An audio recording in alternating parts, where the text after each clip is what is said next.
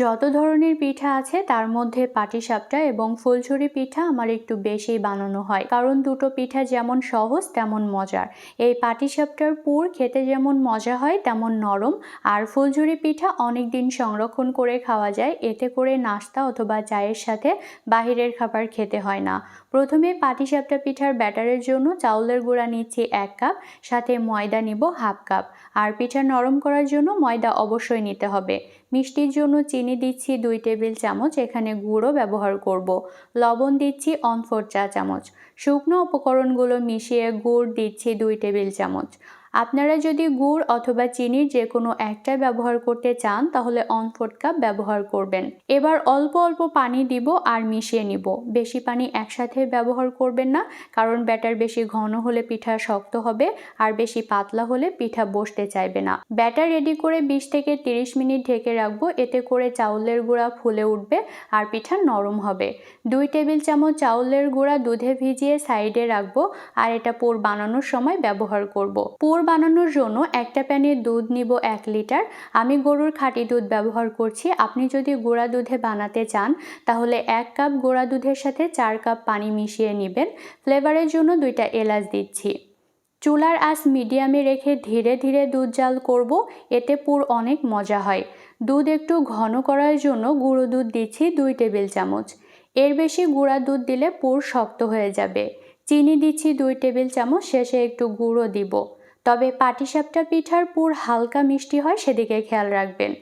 আগে থেকে যে চাউলের গুঁড়া ভিজিয়ে রেখেছিলাম সেটা এবার এক হাতে দিব, অন্য হাতে মেশাতে থাকবো। এ পর্যায়ে চুলার আঁচ কিন্তু কম থাকবে। চুলার আঁচ বেশি থাকলে চাউলের গুঁড়া দলা পেকে যাবে আর চাউলের গুঁড়ার কাঁচা গন্ধ থেকে যাবে। যখন চাউলের গুঁড়া পুরোপুরি সিদ্ধ হয়ে যাবে তখন গুড় দিব 2 টেবিল চামচ। গুড় দিলে পুরের রং হালকা ক্যারামেল হয় আর স্বাদটাও দ্বিগুণ বেড়ে যায়। এ পর্যায়ে কিন্তু একদমই নাড়া বন্ধ করব না। চাইলে আপনি এখনই নামাতে পারেন, কারণ ঠান্ডা হওয়ার পর আরও কিছুটা ঘন হয়ে যাবে। আমি আরও একটু ঘন করে নামিয়ে নিচ্ছি। আগে থেকেই রেডি করা ব্যাটার এখন আরও একবার মিশিয়ে নিব। পিঠা বানানোর আগে পাত্রে তেল ব্রাশ করে নিব, তা না হলে পিঠা ভাজ বা রোল করার সময় অসুবিধা হবে। অল্প ব্যাটার নিয়ে পাত্রে ছড়িয়ে দিব। চুলার আঁচ মিডিয়াম টু লো এর মাঝামাঝি থাকবে, এতে পিঠা ধীরে ধীরে সেট হবে আর রঙও সুন্দর হবে। পিঠা একটু পাতলা রাখতে হবে, এতে করে পিঠা নরম হয়। পিঠার সাইড থেকে যখন মুখ ছেড়ে আসবে তখন পছন্দ মতো পুর ভরে রোল করে নিব। পাটিসাপটা রোল করার সময় তাড়াহুড়ো নয়, নরম করে ধীরে রোল করলেই পারফেক্ট শেপ আসে। আপনার প্রিয় পাটিসাপটার পুর কোনটি, চিনি, গুড় নাকি চকলেট, জানাতে ভুলবেন না। পিঠা রোল করা হলে 2 সাইডে 10 সেকেন্ড মতো রেখে উঠিয়ে নিব। হাতে যদি সময় থাকে গরম পিঠা 5 মিনিট ঢেকে রাখবেন, এতে পিঠা দীর্ঘ সময় নরম থাকে। পাটিসাপটা পিঠা রেডি, গরম গরম পরিবেশন করছি। পিঠা যেমন নরম ঠিক তেমনি মসৃণ।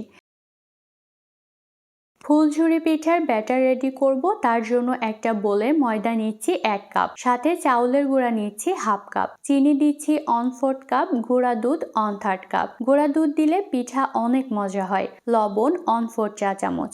একটা ডিম অ্যাড করছি, সাথে 1 কাপ পানি দিয়ে ব্যাটার স্মুথভাবে মেখে নিব। এই পিঠার ব্যাটার খুব বেশি পাতলা করা যাবে না, আবার খুব বেশি ঘনও হবে না। স্মুথভাবে মেখে নিব যেন ভিতরে দলা পেকে না থাকে। আজ আমি এই সাইজ দিয়ে পিঠা বানাবো। বাজারে কেনা সাইজ দিয়ে পিঠা ভালো হয় না, তাই এটা আমার নিজের বানানো। ছাঁচ পুরোপুরি গরম করে ব্যাটারে ডুবিয়ে নিব। ছাঁচে অর্ধেকের একটু বেশি ব্যাটার আর বাকি অংশ খালি থাকবে। যখন গরম তেলের মধ্যে ছাঁচ কিছুক্ষণ ধরে রাখবেন, পিঠা এমনিতেই খুলে যাবে। তেল আর ছাঁচ দুটোই যদি পুরোপুরি গরম হয় পিঠা কিন্তু একদমই পারফেক্ট হবে। ছাঁচ যদি ব্যাটারে পুরোপুরি ডুবিয়ে ফেলেন সেক্ষেত্রে পিঠা সহজে ছাড়বে না। এখন পিঠার 2 সাইডে ভেজে নিব। চুলার আঁচ এ পর্যায়ে মিডিয়াম থাকবে, তাহলে পিঠা ক্রিস্পি হবে। একসাথে বেশি পিঠা দিব না, এতে তেলের তাপমাত্রা কমে যায়। হালকা সোনালি কালার আসলে উঠিয়ে নিব, কারণ ঠান্ডা হলে এটা আরও একটু কালার চলে আসে। পিঠা ওঠানোর পর চেষ্টা করবেন টিস্যুর উপরে রেখে তেল ঝরিয়ে নিতে, এতে পিঠা দীর্ঘদিন ক্রিস্পি থাকে। ফুলঝুরি পিঠা এয়ারটাইট বক্সে রেখে 2 সপ্তাহ মতো সংরক্ষণ করতে পারবেন। আমি একটা ভেঙে দেখিয়ে দিচ্ছি কতটা ক্রিস্পি হয়েছে। এখন বলেন 2টা পিঠার মধ্যে কোনটা আগে বানাতে চান। ভিডিও ভালো লাগলে লাইক করতে একদমই ভুলবেন না, আর শেয়ার করবেন কোনো প্রিয় একজন মানুষের কাছে যে এই পিঠা আপনাকে খাওয়াতে পারে। এ ধরনের সহজ রেসিপি পেতে আমার চ্যানেলটাকে সাবস্ক্রাইব করবেন। সবাই অনেক বেশি ভালো থাকবেন। Take care.